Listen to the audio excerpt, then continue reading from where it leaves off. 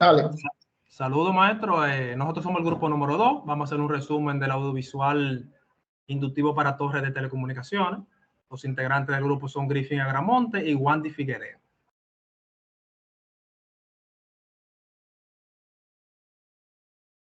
Torre de telecomunicaciones.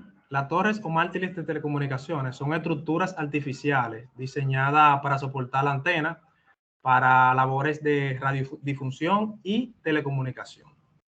Desde el punto de vista de su soporte, hay dos tipos de torres, que son la autoportante y la antitirante. Algunas de estas torres están entre las estructuras más altas que se han construido. Los mártires suelen nombrarse como las organizaciones de radiodifusión que la construyen, o simplemente se pueden nombrar con el nombre de donde estas están ubicadas. Hay casos que los mártires enteros en la antena, hay casos que los mártires enteros son una antena. En este caso se le llama como mártir radiante. Síguela. Tipo de recubrimiento en la torre de telecomunicaciones.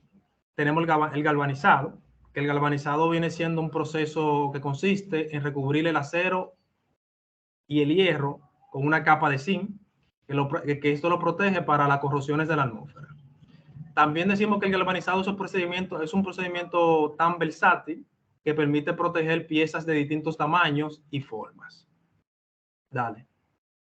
Hay diferentes tipos de galvanizados, entre ellos tenemos el galvanizado en caliente, que este consiste en aplicar al metal el zinc con una fundición a una temperatura de 450 grados Celsius.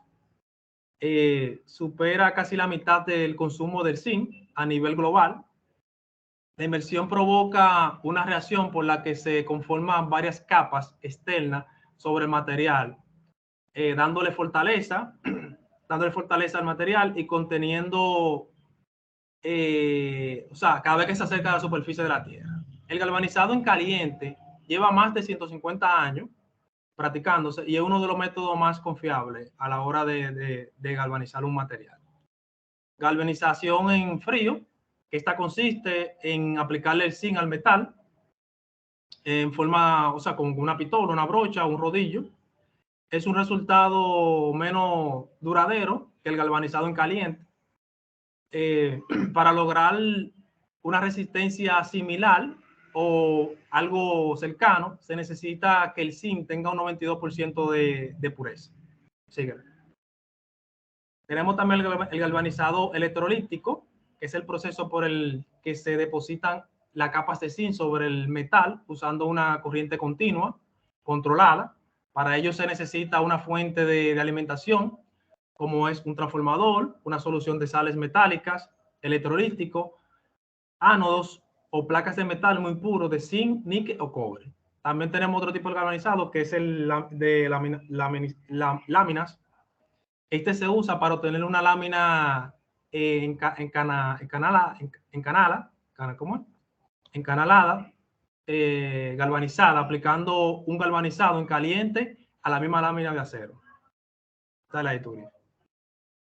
Dentro de las torres de telecomunicaciones tenemos las torres atirantadas o ariostadas, también llamadas torres de viento. Estas son estructuras de ensamble de sección metálica, conocidas como tramos, ayudadas por cables para contrarrestar el viento. Las torres atirantadas son estructuras ampliamente empleadas en el área de las telecomunicaciones para soportar antenas de grandes alturas. Estas torres son sensibles a la carga de viento y presentan un índice de fallo elevado frente al paso del fuerte viento. Estas torres son construidas con cables de guarda para, como su nombre lo indica, para contrarrestar el viento. Tienen un anclaje por cables de tres lados, ya que ellas casi siempre son triangulares. Algunos componentes que vamos a encontrar en la construcción o en una torre atirantada, su torre de viento, son las bases de la torre, los tramos y el ancla para la base. Aquí tendríamos lo que es la base, como les explicaba, casi siempre es triangular, va anclada a una segmentación. Tenemos aquí los anclajes, lo vemos por acá, cuando se ancla la torre totalmente a la segmentación. Y estos son los tramos de la torre. mayormente, casi siempre son triangulares. Son piezas metálicas que van embonadas una de otra. Dentro de los componentes que tendremos también en una torre de viento, tendremos lo que es el copete. El copete es un dispositivo es un dispositivo o pieza metálica que se encuentra en la parte superior de la torre. Generalmente lo usamos para colocar el apartarrayos y proteger los equipos de telecomunicaciones que tengamos en dicha torre. También tenemos los tensores. Estos van con los cables de viento, con los cables de guarda para contrarrestar el viento. Estos son los que le dan la tensión necesaria para contrarrestar la fuerza del viento en las alturas. Tendríamos por acá también lo que es el estabilizador. El estabilizador va en juego con lo que son los tensores. Los tensores van anclados al estabilizador y los cables a los tensores. Este juego es lo que nos permite la facilidad y nos da la fuerza necesaria para contrarrestar el viento. Tendríamos lo que es el anclaje de suelo. ¿Qué es el anclaje de suelo? Bueno, el anclaje de suelo básicamente su función es evitar que la torre se desplace de un lado hacia otro. Dentro de la terminología utilizada en estas torres, encontraremos lo que son mástiles simples, mástiles telescópicos, mástiles seccionados, antenas, radio. ¿Qué son estos conceptos? Bueno, un mástil simple, dicho de otra forma, es un tubo que nos sirve para instalar un equipo en altura. Quiere decir, las antenas que vemos arriba, los dispositivos para nosotros lograr una transferencia de señal efectiva.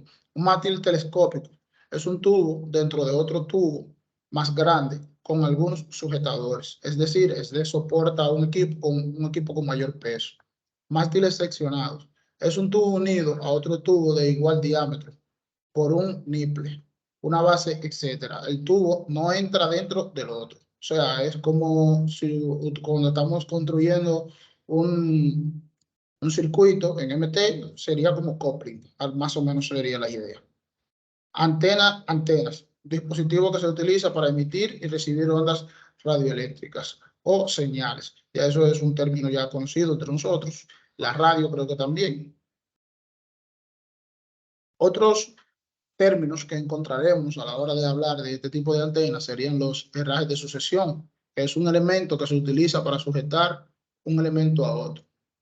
Tendríamos lo que es la cinematización, grupo de elementos estructurales y su misión de transmitir la carga de la construcción o elementos apoyados al suelo. Varilla sujeta por alambre. La idea es darle fuerza y estructura al concreto. Es decir, este término nosotros lo veremos mayormente cuando estemos construyendo la base de la torre para poder hacerlo lo más resistente posible. Torque. El torque es un grupo de elementos estructurales y su misión es de transmitir la carga de la construcción. Veríamos también lo que son las fricciones, que es una mezcla de materiales con la arena, gravilla y cementación. También tendríamos dentro de la base de la torre los refuerzos de varilla.